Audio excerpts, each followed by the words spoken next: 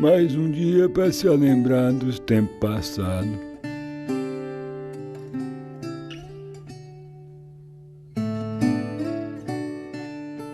Naquele tempo tinha tanta coisa boa.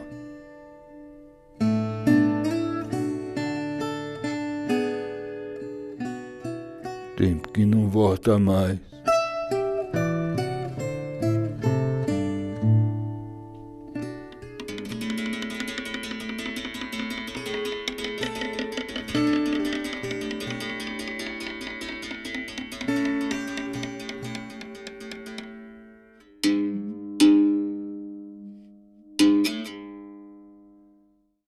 A predominância do negro é fatal no Recôncavo e na Bahia. O que a gente tem dos portugueses é pouquíssimo, graças a Deus, e muito do índio que a gente, por uma questão de pouca vergonha, não enaltece e não mostra o trabalho do índio. Porque o trabalho do índio também é belíssimo.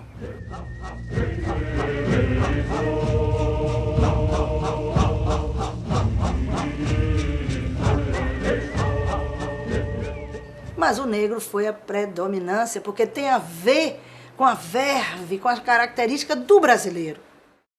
A gente sabe que o Recôncavo é uma fonte matricial, não só da cultura baiana, né, como da cultura brasileira, né? A gente fala muito no samba do Rio de Janeiro, né, na casa da tia Ciata, né?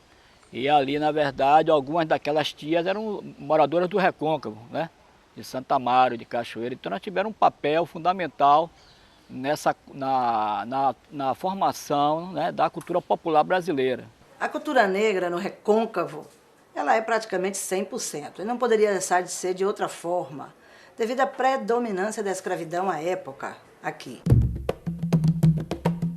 Nós tivemos aqui negros cabinas, negros benguela, negros congo, negros jeje, na maioria, pela situação geográfica, até da onde eles vieram da África, falando o Yorubá, negros de Angola. O Recôncavo ele não é um lugar isolado, né? Ele nunca foi isolado da capital, da metrópole, né? Então, até por causa das fazendas, né? dos canaviais, né? E da produção econômica da cidade, né? Do estado, né? Dependia muito do Recôncavo. Então essa ligação Salvador-Recôncavo é uma ligação muito constante, né, muito próxima, né, e feita basicamente pela Baía de Todos os Santos, né. Essa riqueza vai até um tipo de navegação, o saveiro, né, que vai ser bem característico dessa região. Você olhar, por exemplo, assim, essas festas populares, todas elas eram abastecidas, né, pela comida do Recôncavo, pelas as frutas que vinham do Recôncavo, além das manifestações populares, né? E essa ligação ela se dá, quer dizer, você tem um contato constante, inclusive nas próprias rebeliões escravas, né, a participação das pessoas do Recôncavo é muito grande.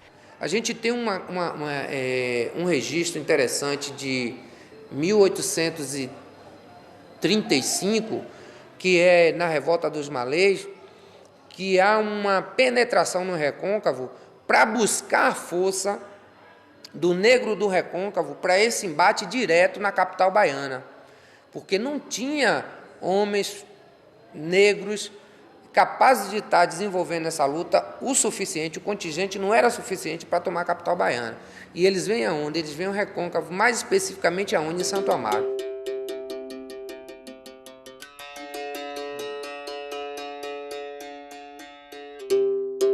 E como eles eram extremamente inteligentes e criativos, eles criaram essa história de dança, quando na verdade, né, a capoeira é uma luta para se defender do feitor. E por isso de se dizer hoje que a capoeira é de Santo Amaro, que veio de Santo Amaro, as primeiras notícias é de Santo Amaro, porque são as primeiras levadas de negros, os primeiros cultivos foram desenvolvidos nesse tabuleiro do Recôncavo Sul, onde a entrada é Santo Amaro.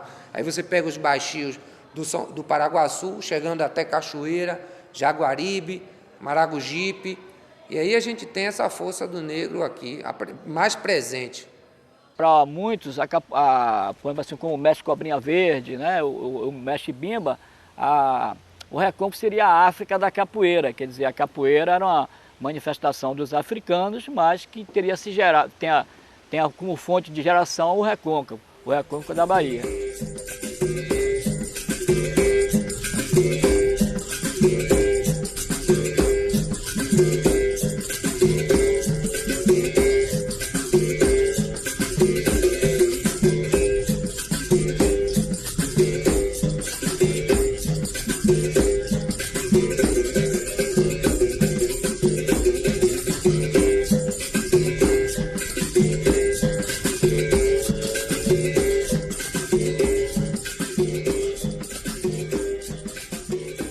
Já joguei muita capoeira, porque me ensinaram.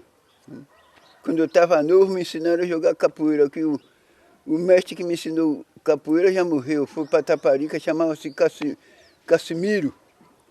Ele ajudava a gente, ensinava a gente a jogar capoeira quando a gente estava granado. Ele dizia, agora eu vou lhe bater. A gente tinha que se livrar, né? Quando ele sabia que a gente estava mesmo na medida, ele dizia, agora eu vou lhe bater, que ele ensinava, mas nunca batia. Só fazia ensinar, né? E eu sei que eu aprendi um bocado de jogar capoeira. Então, quando eu comecei a capoeira, aí fiquei ensistido só em jogo. Era o meu fanatismo mesmo, eu gostava desde garoto, que eu achava bonito. Muitas vezes eu estava assistindo e apreciando o velho Popó, o pai do Vivi, o Popó foi meu mestre dele, ensinando os meninos na porta, eu ficava parado olhando. Ele chamava Neguinho, quer Neguinho? Vem Neguinho, vem que ele ensina, eu estou de envergonhento. E depois, chegava nas festas 13 de maio, as festas aqui da praça, eu via aqueles capoeiristas oficiais, os mestres, chegar assim, tirar o paletó, passar para outro, cair na roda, me dava aquela vontade também de fazer o mesmo.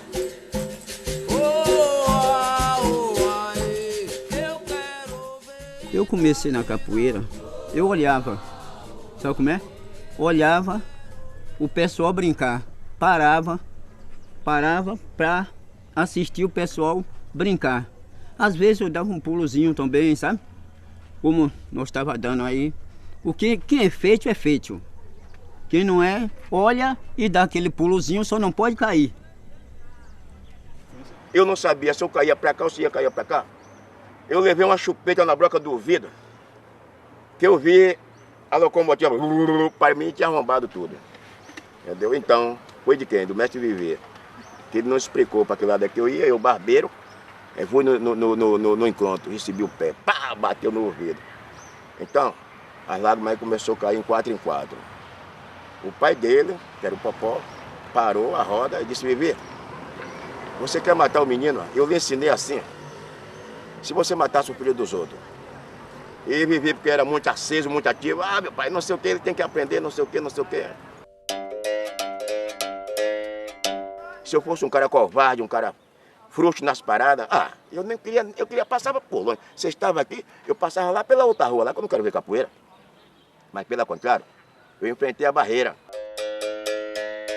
Quando eu fiz 20 anos, o pai disse assim, compadre, eu disse, o senhor pode ser mestre de capoeira em qualquer lugar. Eu digo, pai, como é que eu vou ser mestre? Ainda tem muita coisa para aprender. Ele disse, o que o senhor sabe dá para tudo. Aí vai eu para falar com o Vadu. Pô, disse, ô Vadu, eu gosto de jogar capoeira e como é pra você me dar uns treinos? Ô, rapaz, vai lá na caixa d'água. Aí cheguei.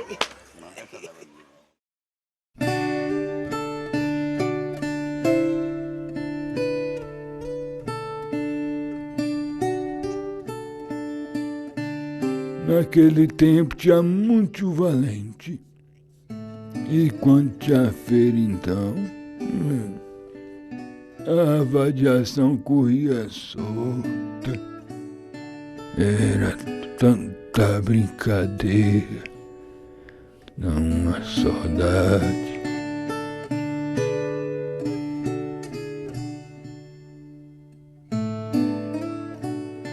Tinha roda aqui na praça? Tinha aqui na praça, tinha no mercado, era 13 de maio.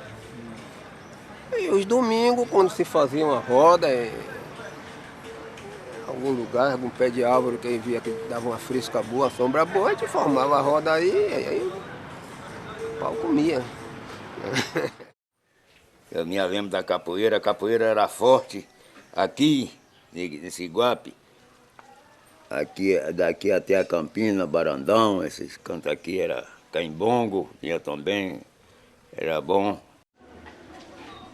Quando a gente começou aqui, eu gostava de sair, assim, um dia assim, de domingo, pela rua, chegava lá no porto da igreja, fazia roda.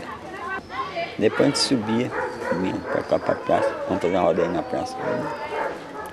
Tudo bem. E antes ganhava dinheiro na roda capoeira. Quando a gente jogava na rua, ganhava dinheiro. Hoje não, hoje é academia, cada um vai para dentro da sua academia, ninguém joga dinheiro, ninguém faz nada. Mas naquele tempo, a gente estava jogando aqui na rua, vocês vinham de lá, aí jogava o dinheiro. A gente botava o lenço ali, ninguém empurrava o lenço com o pé, nem nada para bolar não. E hoje embola. Hoje você botar um lenço lá, o nego leva o lenço para estar longe com o dinheiro, com tudo.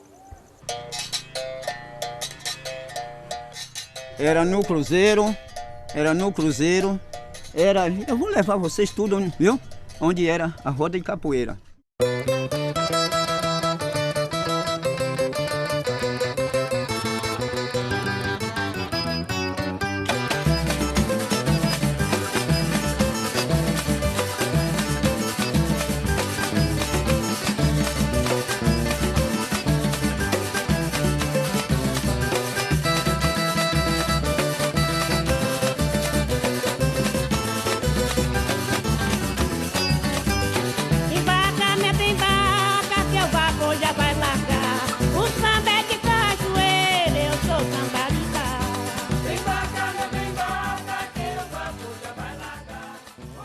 Os antigos foi aqueles que já foram, alguns que a gente não alcançou, outros que a gente alcançou ainda na infância. Tem um bocado deles que já foram embora, já morreram. Tinha Cassimiro, tinha Simplício, tinha essa raça tudo já morreu. Tinha eu, Vivi, Zezinho, Regi. Era Vadu, Miranda, Costeleta. Tinha Zóio, um rapaz conhecido por Zóio. Tinha Joaquim, que o pessoal chamava Tampinha de Binga. E outros mais. E aí, uns que chamavam Bubuca, outros chamavam Miranda, outros chamavam Zebre. A Siridimanga era de lá do Santa Amaro. Alcancei ele brincando. Nesse tempo, que ele estava brincando, eu não brincava ainda. Quem é? Siridimanga. O que eu vi uma vez Siridimanga fazer aqui foi, ele chegou aqui e ele se embaraçou com o que chamava Manezinho Caranha. Se embaraçaram nessa praça aí. Foi sarto do diacho. O Siridimanga, se o Siridimanga era bom, esse Mané Caranha ainda era melhor. Aqui no meio da praça aí, sim. E Siridimanga era danado mesmo. Eu só mentei que o nego comeu ele, porque ele era fechado, né? Aí pagaram uma mulher para eles Ele entrou, foi fazer isso e o cara, na saída dele, com o corpo aberto, foi embora, nego passou a palita, foi só que se foi. Me chamo Valdemar Rodrigues da Paixão, nascido em 1916. Aprendi capoeira com siri de mangue, canário pardo. E fico imaginando a beleza que foi cada tipo desse. Às vezes eu paro para imaginar em Santo Amaro um tipo desse vivendo, chegando no boteco, batendo papo, a alegria, a maneira solta de ser, de andar, de chegar, como as pessoas falam, ele sempre chega. Santo Grilo era um bom capoeirista aqui, Santo Grilo daqui do Ocupe. E a gente jogava quase todo domingo a gente vinha para aqui jogar capoeira com Santo Grilo. Esse Nego Tonho, Santo Grilo, Finado Tó, todos eles são finados já. Esses homens tudo jogavam capoeira aqui, com eles tudo aí. E essas pessoas, né, eles vão ser pessoas fundamentais para a capoeira de Salvador, né? Como o mestre Cobrinha Verde, como Traíra, como Nagé, né? Que são do Recôncavo, né? Um de Coqueiro e Traíra, que é de Cachoeira, né? Um bastante forte, né? E o outro é muito ágil, né? É um jogador muito ágil. As referências a ele são sempre de capoeiristas perigosos, né? De grandes capoeiristas respeitados, né, porque eram bons de capoeira e também, né, principalmente o Nagé, que carrega uma fama muito de valente, né, e o Traíra sempre de perigoso também. E quando você vai olhar, essa capoeira tem alguma coisa de diferente, né? O modo de cantar, tem uma forma de cantar diferente, né, tem uma forma de jogar, um linguajar diferente, né, eles falam pular capoeira, gritar capoeira, né? Porque era um lugar de aportagem, né? Onde o pessoal vinha com pescado, com a canoa que encostava. Até hoje a gente ainda tem essas escadarias no cais do Rio Subaé. E era onde eram feitas as rodas, dia de festa, dia de feira, no movimento, conforme eles iam chegando. E aí tem um registro da presença do Nego Canário Pardo e do Traíra aqui, mas nós só assim, nesse período de feira, tal, quando o pessoal se juntava. O Cobrinha, ele fica, né, como daqueles que seriam ligado ao besouro, né? Ele ficou com uma grande expressão, a grande figura como se fosse assim o responsável pelo legado, né? E além de ter sido também, né, um grande capoeirista, um grande cantador de capoeira, né, uma personalidade, né, muito presente também na capoeira da Bahia, né, da capital da Bahia, durante as décadas de 30, 40. O Vavá Mão de Onça, que é filho de Popó também do Maculelê, chamava Mão de Onça. O apelido era Mão de Onça porque enquanto você estava preocupada com as pernas, com os pés dele, ele tinha um jogo de mão, ele tinha uma jogada que quando você estava pensando no pé dele, ele entrava com a mão, velho. E uma mãozada daquela aqui era fatal. Ele estava acumulando toda a força, você estava esperando na perna, ele estava acumulando tudo aqui em cima. Ele estava acumulando aqui em cima. Quando você virava, que ele fazia assim, velho, quando ele jogava esse cotovelo, misericórdia. Mas a gente tem uma outra figura interessante nas rodas de capoeira de Santo Amaro e que começa até a invadir Salvador, porque trabalhava como embarcadiço e aí começa a ter uma vida mais na capital, que é o Altenilho, que é remanescente de Santo Amaro, nascido na vila de Oliveira dos Campinhos, hoje um dos distritos de Santo Amaro, tido até como um dos relâmpagos da capoeira regional, assim falado.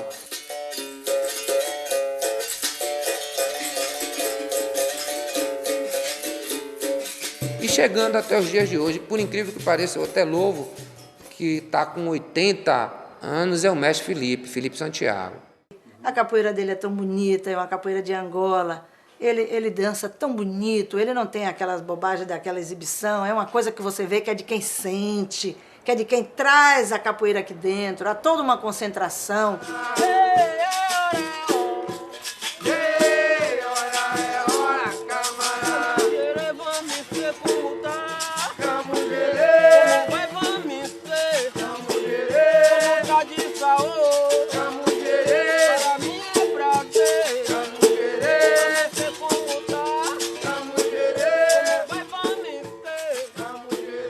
aquela briga na capoeira. Ele me dava uma rasteira, eu caía de arte. Eu não sofria, mas caía. Aí levantava, tinha que arrumar uma mãozada nele. Ele pegava em meu braço, aí virava, me dava o balanço, aí ia embolando. Ele corria em cima, eu voltava, dava pra pegar uma apanhada de pé, quebrava ele, mas tudo na base do enfeite. Então a nossa capoeira naquele tempo era isso. Era uma capoeira mais sadia. Não tinha negócio de eu querer mostrar que era melhor do que ele, para estar espancando ele. Pra... Se arrasta no chão bem devagar. Se arrasta no chão, menino. Oi, se arrasta no chão que nem cobra agora. Se arrasta no chão, menino. Se arrasta no chão bem devagar. Se arrasta no chão, menino. Se arrasta no chão que nem cobra agora. Se arrasta no chão, menino. Se arrasta no chão bem devagar. Se arrasta no chão. Só a título de deixar registrado é que a primeira escola de capoeira de Santo Amaro foi a de Amaral. No final da década de 50 até o final da década de 60, aproximadamente 15 a 20 anos, o Amaral é que fundou a primeira escola de capoeira de Santo Amaro. Comecei com o Amaral quando eu tinha 10 anos de idade e eu via aqueles meninos brincando capoeira, entendeu? Então eu tinha vontade de aprender, né? Aí eu falei com ele, quando eu entrar no grupo, ele disse que eu não podia entrar no grupo porque eu era branco. E ele era tudo escuro, tudo preto, então que eu não podia não. Ele disse, mas eu quero assim mesmo, pai. Olha, você vai apanhar muito, mas não é fácil não. Eu disse, deixa eu entrar. Ele deixou eu entrar, eu comecei a praticar. De Amaral partiu a escola de Ferreirinha, a escola de Carcará, até a gente chegar às escolas de hoje. Minha mãe aí tirou uma grana e pagou minhas Ferreirinha, uma quantia de dinheiro, eu só tenho isso aqui. E daquele pouquinho que ela deu, eu fiquei aprendendo com ele até 88. Daí pra cá eu comecei a ensinar, ele mesmo, antes de morrer, mandou que eu abrisse uma bibocazinha. A biboca é uma coisinha pequena, pra ensinar, aí daí eu segui com a capoeira.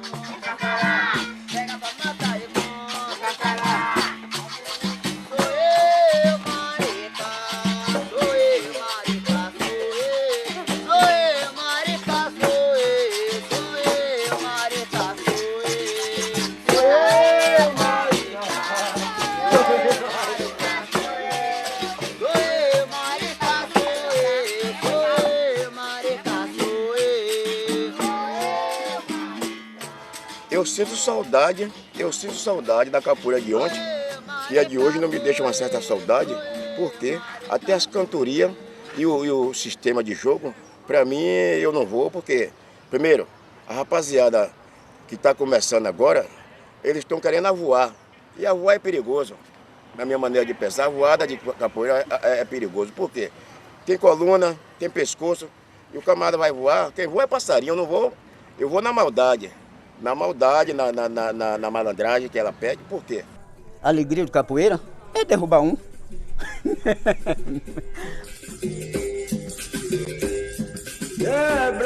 Quebra jereba, quebra tudo, hoje, amanhã, o que é que quer? Existia alguma brigazinha, mas na parte do desaforo mesmo. Não era porque o cara queria provocar, porque era capoeirista, e provocar para ser valente, não. Isso aí até hoje existe. Onde há um desaforo, a pessoa não suporta, tanto faz do capoeirista, como não capoeirista, como geral isso aí. Deu um rabo de arraia nele, o primeiro e o segundo a gente se sai, mas o terceiro é difícil, né? Bateu aqui, ele faturou isso aqui. Mas nunca bati ninguém.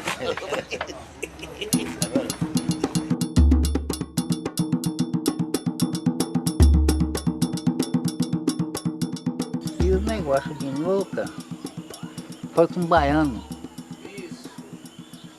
Foi ali na travessa da siderúrgica. eles desconfiaram por algum motivo e aí entraram em brincadeira. Aí se desentenderam os dois e aí meteram mão. Né? O Nuca com a navalha, o nome Dengosa, na borracha, e o outro com a pistola de 2 tiros. Precisou a polícia chegar para apartar. Estavam todos os dois banhados de sangue, com terra. Acabou dando mão de amigos os dois, porque nenhum venceu uns dos outros. Nem o baiano venceu o Nuca e nem Nuca venceu o baiano, empatou, né? Mas tirando disso, ficaram amigos. Acabou a briga, o outro mudou para Salvador, voltaram a ser amigos, na mesma da hora, no mesmo dia. Se o baiano viesse aqui e não fosse na casa de Nuca, aí tinha aquela queixa, aquele ciúme grande. Se Nuca fosse em Salvador, não fosse na casa de baiano, era a mesma coisa. Hein? Já brinquei com a faca nos dedos grandes para não furar ninguém. Não furar e não matar. Só era tirando fino, sabe como é? Porque o outro também era ligeiro. Zum, zum, zum, capoeira mata um, zum, zum, zum, besouro e um cordão de ouro, zum, zum, zum, zum, capoeira mata um, zum, zum. Aqui, só que me pegou aqui, foi o final do Tó uma vez, porque ele pulava de roupa branca, engravatado, ninguém tiscava nele. E ele tinha uma fé em mim, mas chumbinha demais. Ele brincava com a gente, nunca com a gente, não tirava roupa de paletó, de tudo, todo de branco. Eu facilitei, dei um sarto, ele me deu uma cabeçada e me jogou nos infernos. Passou 1 ano, passou 2, passou 3, esqueceu de capoeira aqui no Ocupa, eu esqueci. Quando um dia eu vim numa corrida de cavalo ali, quando estou ali correndo de cavalo, formaram a capoeira lá. Quando eu cheguei lá, ele parou. Ele estava jogando, quando ele me viu, parou. Aí eu chamei o Nego Tonho e fiquei jogando com o Nego Tonho. Daí saí com um Santo Grilo. Quando eu saí com um Santo Grilo, ele aí tomou. Tomou, aí vai, a gente vai. Quando ele escapeou, que ele deu o sarto aqui, pam!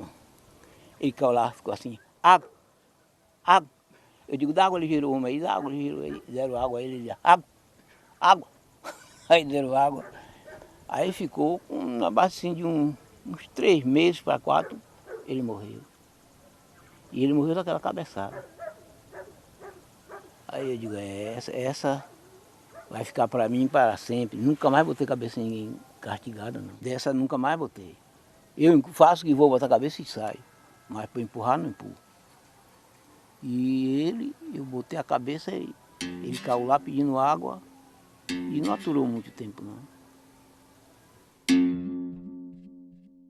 Eu tive a oportunidade de ver Messias mais novo na roda e eu digo assim, se a gente tivesse hoje aproveitado melhor essa coisa até da expressão de Mestre Messias, com toda a particularidade dele, dentro da roda de capoeira, a gente teria uma capoeira de Santo Amaro também muito forte, ou até mesmo ali naquela pequena localidade do distrito de São Brás.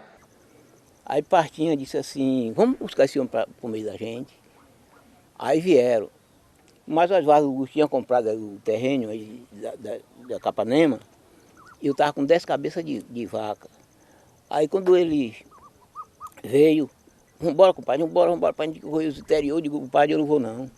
Não vou não, que eu tenho meus bichos aí, não vou de jeito nenhum. Eu me chamo Vicente Ferreira Pastinha. Eu nasci pra capoeira, sou dessa capoeira quando eu morri. Eu amo o jogo da capoeira. E não há outra coisa melhor na minha vida, no resto da minha vida, que seja capoeira. Veio mais gato preto. Todos dois é morto. Não temos prova. A prova que está aqui, né?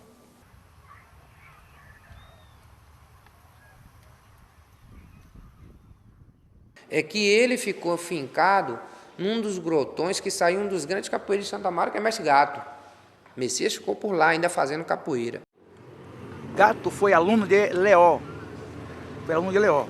Quer dizer, nem bem aluno, foi um dos aprendizes de Leó também. Assim como o Mestre Messias de São Brás também, que ele também teve uma participação grande. Nós jogávamos muito, muito mesmo. Mesmo que 2 irmãos. Na capoeira aprendemos juntos, jogar juntos. Depois que ele foi para Salvador, que ele botou a academia dele lá em Salvador, foi que desabriu de mim, eu fiquei cá em São Brás. Ele aí passou a frequentar a academia de Pastinha. E da academia de Pastinha, ele é uma pessoa muito bem instruída, todo toque de berimbau, esse negócio, aí passou a ser tocador de berimbau de mestre Pastinha. E maior é Deus, e maior é Deus, pequeno sou eu. O que eu tenho foi Deus que me deu, o que eu tenho foi Deus que me deu. Na roda da capoeira, grande e pequeno sou eu. O que garantiu, né, a chegada até nós da capoeira foi essa força, né, que esses nomes tiveram, essa força, esse guerreiro que houve dentro de cada um deles, que manteve a capoeira viva.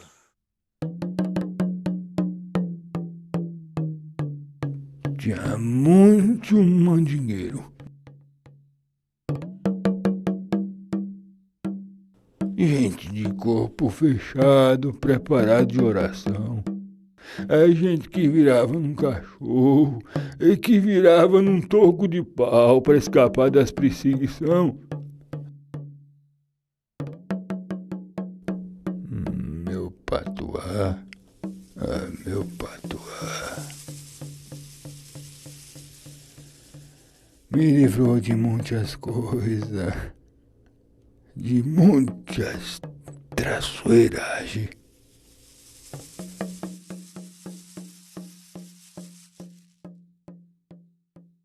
Aqui tinha mandinga muita. Aqui tinha mandinga muito, tinha gente que virava bicho. Gente virava bicho, como teve aqui. Eu conheci, o Lourinho também conheceu um cara que ele virava em uma caixa de cupim. Virava em uma caixa de cupim. É mole. Que o animal bravo, quando vê você, ele vem para lhe pegar. Mas você chamou por Deus, olhou para o céu, ele para ali. Ele pode vir doido como ele vier. Se você pediu, põe uma folha, colocou atrás da orelha para ninguém ver, é aquela que faz o bem. Ele fica lá, ele levanta, ele urra e ele corre e você passa. Como eu já me transformei em um santo, com os braços abertos. Eu não desacredito, porque para o lado bom é muito difícil. Tem gente para ensinar, mas para o lado perverso. Eu vou lhe responder da mesma forma que os caras antigos, realmente, tem mandinga na capoeira, o cara dava risada. Então, que são essas mandingas, né? Eu não sei, eu sei que tem, né? Que há. Agora não sei quais são, né? Se seguia todo um preceito com relação, e ainda se segue nessa região, esse preceito do corpo fechado, como se fala, da proteção aos santos, aos orixás, ainda existe até os dias de hoje. Tem mistério a capoeira, não tem? Tem mistério e é preciso junto. Como que é isso? Tem mistério e é preciso junto. Preciso que o sujeito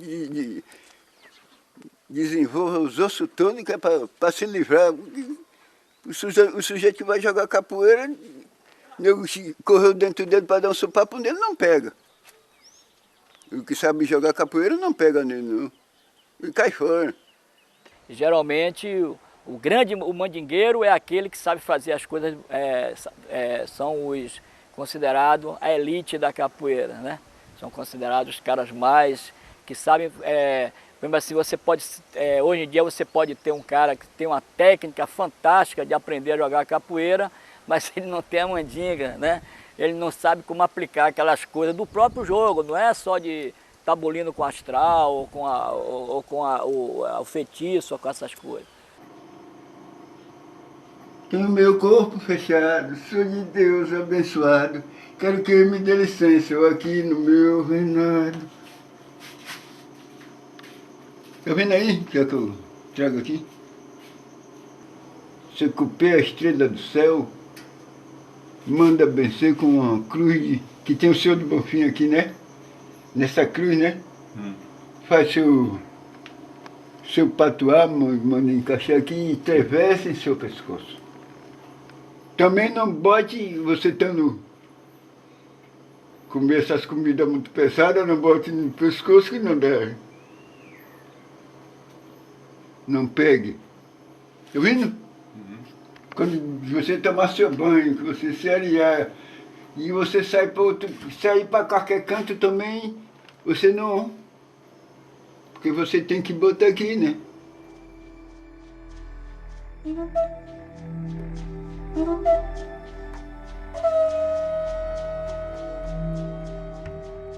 Besouro Mangangá.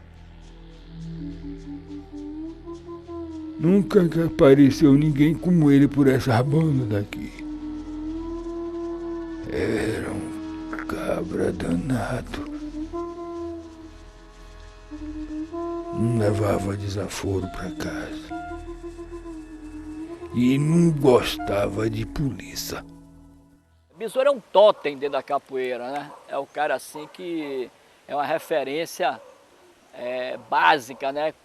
Geralmente quando escapole a história da capoeira, pelo menos quando eu comecei a pensar, a me interessar por isso, a besouro era assim, era como se saísse da história para a lenda, né? Besouro Mangangá é uma espécie de besouro, ele mede aproximadamente uns de 3 a 4 centímetros e é um besouro assim que a gente descreve como um inseto muito feroz, porque as estacas antigamente das cercas que eram feitas nessas regiões dos pastos eram feitas com maçaranduba e ele consegue furar até essa maçaranduba, esse besouro.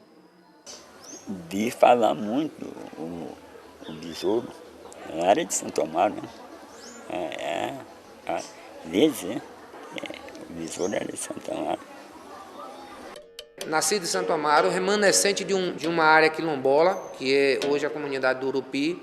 Nasci provavelmente em 1895, pelo registro que a gente tem com relação ao processo que dá a data da morte dele, que é um processo de 22 da Justiça Comum. Eu procurei as pessoas mais velhas que pudessem ser contemporâneos de besouro. Primeiro encontrei Nuca de Jacó, que viveu assim próximo de besouro os últimos dias de vida dele. Eu descobri Caetano Pereira. Esse Caetano Pereira era irmão de besouro. E tive a oportunidade de fazer algumas pesquisas com ele. E ele disse, olha, o que eu posso lhe dizer é o seguinte, meu irmão teve uma vida muito distante da nossa. Ele saiu de casa aos 13 anos de idade, nós morávamos num roçado no Urupi, eu já nasci por lá, e meu irmão veio para a rua para viver com uma das nossas madrinhas na estrada, hoje conhecida como Rui Barbosa.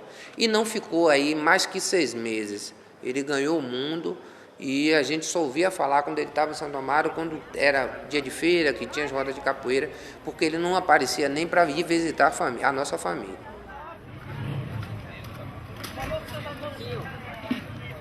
Besouro é um cara quente, bom no facão, brigador. Você veio falar isso. Quente, todo mundo tinha medo, até hoje tem uma história de besouro. Desde de mim que eu sabia disso, que besouro era um capoeirista de primeira classe, né? Besouro, e ainda que tem aquela besouro preto, o besouro preto, dourado, né?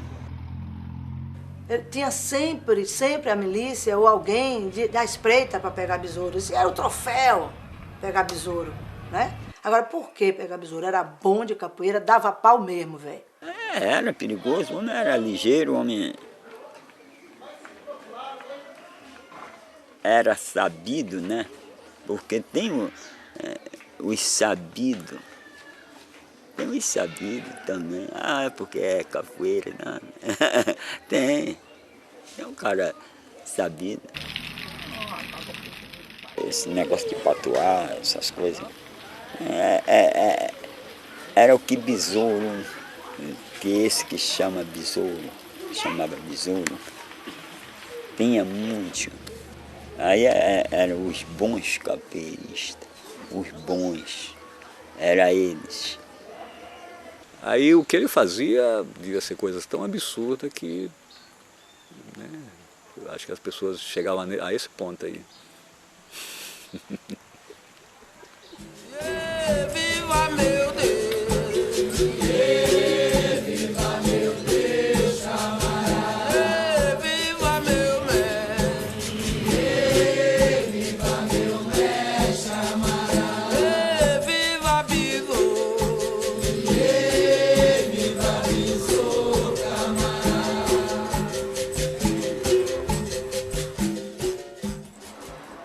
patuá aqui, que a mãe de santo dele deu amarrado de cordão.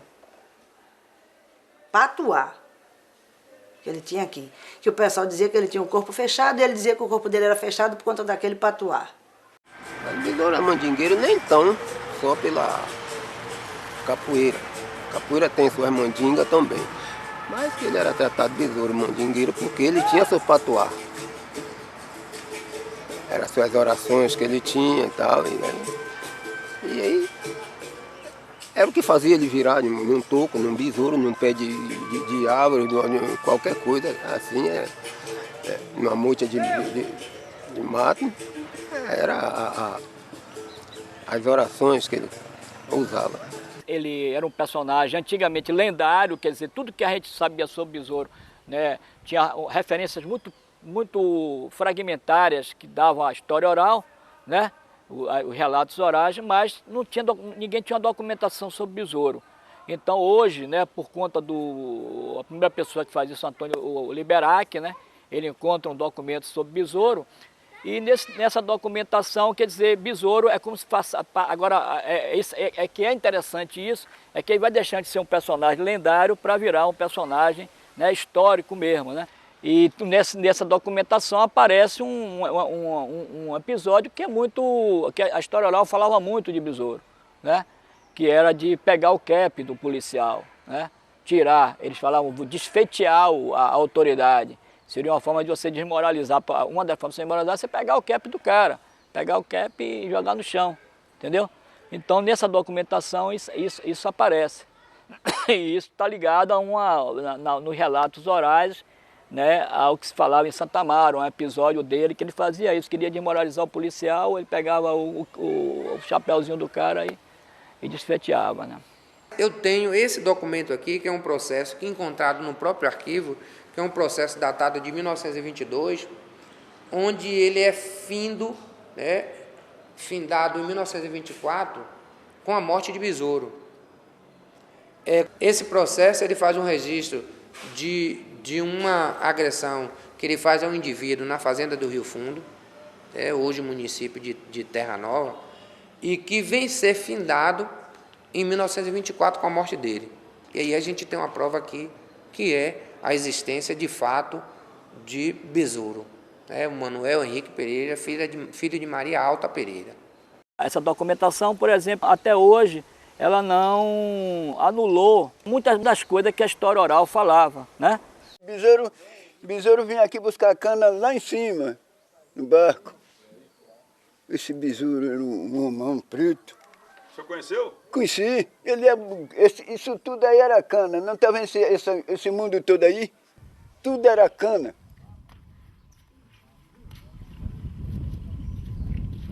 Você tem que respeitar os mitos. E a história de Besouro, ela mantém isso, né? Até porque a documentação a documentação também é um mito. A gente que conta aquela história que viu os mais velhos contar, a gente não temos a certeza que o mais velho assistiu aquela cena mesmo, foi por conta da Caruchinha também que ele contou aquilo. Então, é o que a gente tem para passar. Se os mais velhos mentiu, a gente também está mentindo. Não é porque você encontrou uma documentação, papapá, dizendo que aquela documentação traga a narrativa de um episódio, que por conta disso aquilo seja a verdade, né? Então, a verdade, ela tem vários tipos de leituras, né? A lenda, o mito, é uma forma de você também tá lendo essas coisas, né? Besouro? Besouro fazia porque era chefe da capoeira, era o homem, como é que diz, que dava valor ao povo. Besouro foi um grande companheiro de capoeira. O negócio dele só era fumar a polícia. Ele não bolia com pequeno. Ele estava com a academia dele lá brincando. Quando naquele tempo os soldados tinham aquela boca cá em cima, com aquele bico danado. Aí ele dizia, vem macaco. Quem quiser ficar, fica. Quem não quiser, vai embora. A notícia da época é que Besouro estava bebendo E num desses momentos de bebedeira e tal, ele se nega a pagar uma dose de cachaça e começa a fazer aquele estardalhaço, chama a atenção. E aí a polícia da época é convocada para poder contê-lo. São aproximadamente 9 guardas que estavam. Ele desarma esse pessoal dentro ainda do recinto, dessa biboca, e passa para o lado de fora. Ele junta as armas passando para o lado de fora e no largo ele dá as costas naturalmente e continua andando. Ele recebe a voz de prisão e os guardas empunham, porque já tinham sido desarmados, empunham as armas e aí começam a defragrar alguns tiros contra ele. E o seu Antunes diz no momento seguinte que ele se põe simplesmente a pular de um lado para o outro e não sabe se até mesmo pelo medo os policiais não conseguem atingi-lo. E aí ele se envereda a correr por dentro da Ruela, que é o antigo beco da Caixa Econômica, em direção à Ponte do Xarel, e ali na Ponte do Xarel ele pula para o outro lado da margem, que é um matagal, já é a Fazenda Recreio, pula para o outro lado da margem do rio e ali ele desaparece por dentro dos matos da fazenda. Besouro vivia de del em del. Onde ele achava uma pousada para trabalhar, ele ganhava, até a hora que irritavam ele, que criavam um caso com ele, brigava, deixava 2 quebrados, tinha que ir embora, tinha que fugir para ir para outro lugar, pedir emprego em outro lugar, para sobreviver, para se manter, pelo menos para comer. Ele era um homem mais justiceiro.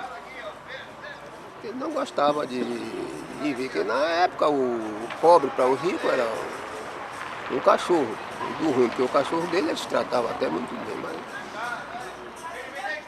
E aí onde Besouro via eles fazendo uma injustiça com um pobre, ele não gostava. À época, o negro era realmente humilhado, espinziado, a ponto de trabalhar o mês todo, no fim do mês o patrão dizer: dinheiro, olha dinheiro, rapaz, eu já estou lhe dando comida, já estou dando muito. Ele quebrava. Ele queria o respeito dele como homem, como cidadão, como trabalhador. E aí ia lá e resolvia a parada e agora... pronto. A polícia pegava um pinhão, 2, 3 soldados espancando o pinhão. Aquilo, ele não resistia a ver aquilo. Ele saltava na frente e ia reclamar, eles achavam ruim. E aí era a hora que o pau quebrava, pronto, ele ia liberar o pinhão e ia topar com ele. Mas ele era sempre espizinhado, porque todos eram, só que todos abaixavam a cabeça. Ele não. Ele reagia.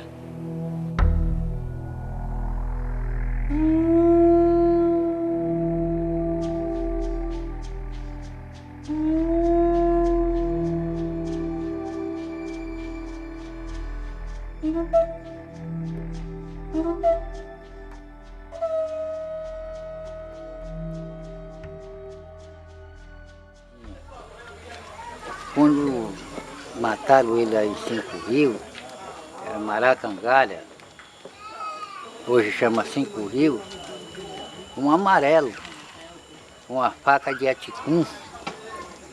Ele se embrenhou pelo mato adentro, correndo do tiroteio da polícia. Mas esta pessoa ficou atrás de uma bananeira, esperou ele lá dentro. E na passagem, lhe deu a estocada. Uma faca de ticum, lhe fizeram a traição. Mataram nosso besouro que morreu, deixou a fama. Então, o que eu tenho de registro da chegada de Besouro em Santo Amaro, no momento que ele chega ferido, é que ele é desembarcado no cais do Araújo Pinho, trazido por uma canoa, e ali colocam ele numa carroça e é trazido à Santa Casa. Ele veio para Santo Amaro, para a Santa Casa de Misericórdia, vivo. Deixaram ele morrer na pedra fria do hospital. Já de pronto levaram ele para a pedra fria do necrotério. Não deram socorro. Isto eu ouvi de um senhor idôneo, que não posso dar o nome dele porque a família ainda vive aqui e não quer que eu diga, que ele teve a confiança em mim, de na época, pelo meu entusiasmo, pela forma como eu defendia a capoeira e besouro.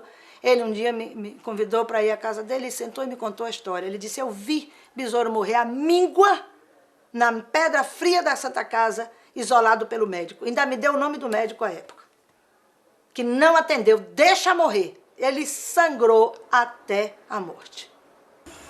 Ficou quase tudo do lado de fora, ele metia a mão assim, dizia, besourão, besourão.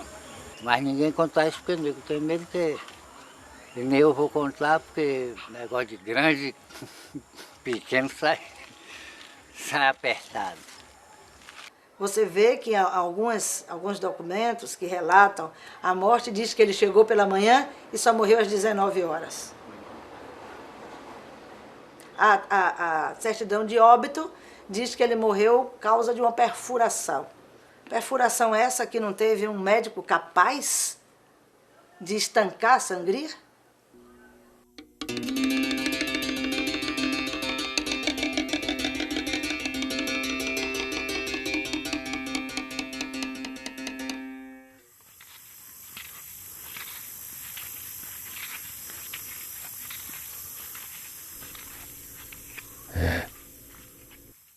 A capoeira antigamente tinha muita história.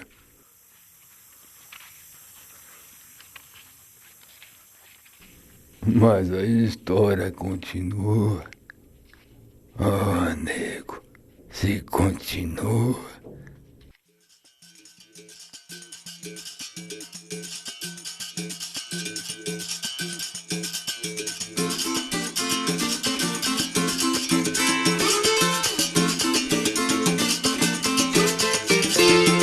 Sou manso e você já sabe, por isso quer me bater, eu sou manso.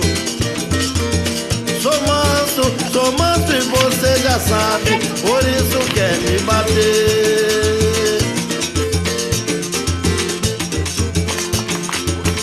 Sou manso e você já sabe, por isso quer me bater, eu sou manso. Sou manso e você já sabe, por isso quer me bater. Você só quer me bater, porque que eu não sou de nada, mas eu só queria ver você na mata fechada, sem revólver, sem pistola, sem uma faca molada, sem uma onda pintada, pulando na tua frente. Aí eu queria ver, sou manso e você já sabe, por isso quer me bater, eu sou manso. Sou manso e você já sabe, por isso quer me bater. Você só quer me bater, porque eu não sou de nada, mas eu só queria ver você na mata fechada, sem revólver, sem pistola, sem uma faca molada, sem uma onça pintada pulando na sua frente. Aí eu queria ver, sou manso e você já sabe, por isso quer me bater, eu sou manso. Sou manso e você já sabe, por isso quer me bater. Você só quer me bater, porque eu não sou de nada, mas eu só queria ver você na mata fechada, sem revólver, sem pistola, sem uma faca molada, sem uma onça pintada pulando na sua frente. Aí eu queria ver.